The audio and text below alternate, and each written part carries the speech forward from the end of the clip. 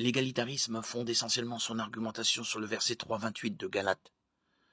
Dans ce verset, Paul écrit « Il n'y a plus ni juif, ni non-juif. Il n'y a plus ni esclave, ni libre. Il n'y a plus ni homme, ni femme, car vous êtes tous un en Jésus-Christ. » Le point de vue égalitaire soutient qu'en Christ, les distinctions de genre qui caractérisaient les relations déchues ont été supprimées. Cependant, est-ce ainsi qu'il faut comprendre Galates 3,28 ? Le contexte justifie-t-il une telle interprétation ?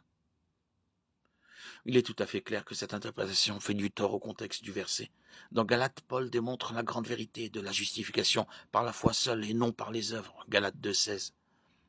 En Galates 3, 15, 29, Paul argumente la justification sur les différences entre la loi et la promesse.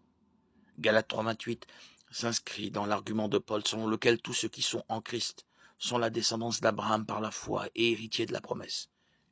Galates 3, 29. Le contexte de ce passage montre clairement que Paul fait référence au salut et non au rôle dans l'Église. En d'autres termes, le salut est donné gratuitement à tous, sans tenir compte de facteurs externes tels que l'origine ethnique, le statut économique ou le sexe. Étendre ce contexte pour qu'il s'applique également au rôle des hommes et des femmes dans l'Église va bien au-delà de l'argument de Paul.